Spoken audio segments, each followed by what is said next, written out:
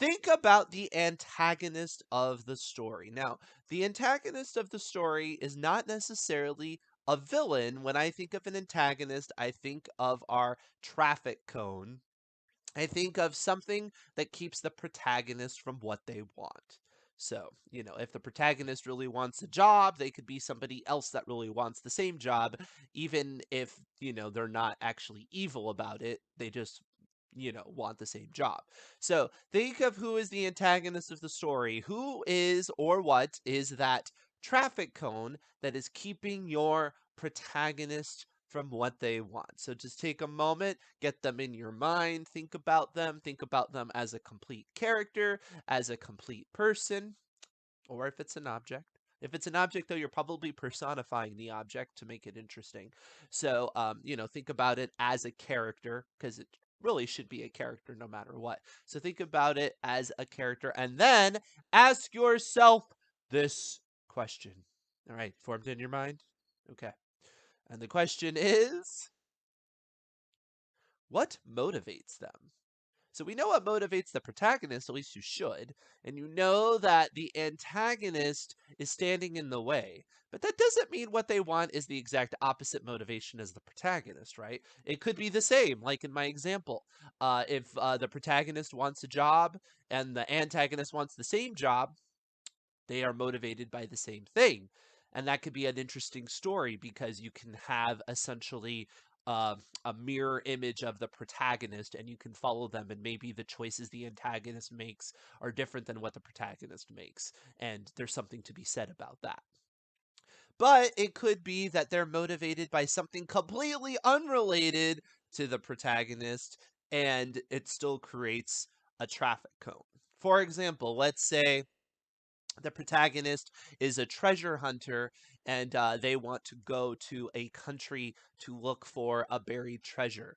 The antagonist could be a federal official of that country who just doesn't like somebody messing around with the land in that country. He doesn't want to give them permits. He doesn't want to allow somebody to do that.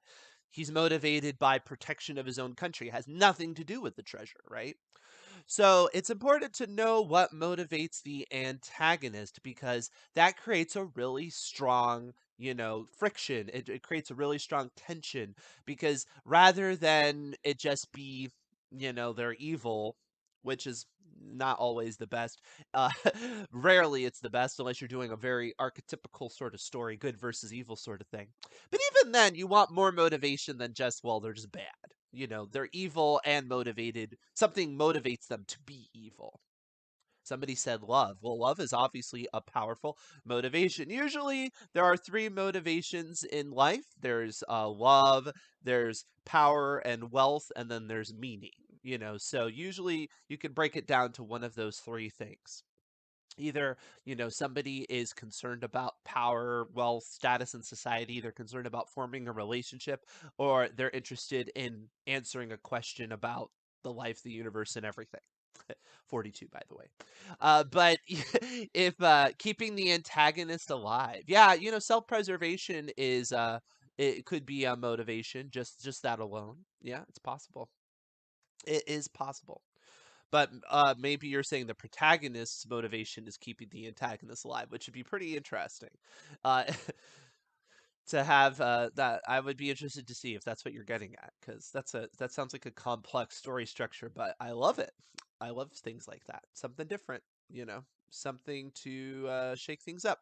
But like I said, thinking about what motivates that traffic cone keeps it from just being a traffic cone, because a traffic cone is what they have to do in terms of the story structure, but they should be a much more interesting character than just being a traffic cone. Otherwise, you're just traffic. My protagonist is the best friend of a girl that is suffering from anorexia. So, um, interesting. So are you thinking of the person that is suffering as the person who's the antagonist? Because I'm not sure if the way your structure is set up, if that's necessarily the case. It just depends. Because I guess if you're saying if it's a story about somebody who loves somebody who's self-destructive, or they have some sort of a difficulty to overcome, then I could see that working as that person is the antagonist, even though the person's motivated to have a relationship with them. What's keeping them from having a relationship with them is that other person. It's like Finding Nemo. In Finding Nemo, Marlin is the protagonist and Nemo is the antagonist because Marlin wants to keep Nemo safe. Nemo doesn't want to be safe. And so they work at cross purposes. My protagonist and antagonist are coworkers at a newspaper about to lay off workers. Only one of them can keep their job. Yeah, so that would be the same sort of situation where they're both motivated by the same thing, right? But you got opposite ends of the spectrum, or not necessarily opposite ends of the spectrum, but you have two different people that are going to make different choices in order to keep the job, and it shows something about the way that they react to it, you know. And you could even make it that the antagonist is the nicer one. The protagonist maybe is the meaner one. That's up to you how you handle that. um, but the protagonist is just who's driving the story forward. Um, and depending on how it works out, it could be a story about the protagonist having to learn to be nicer, or learning how to be meaner. I don't know. Maybe they're too nice and they're a pushover.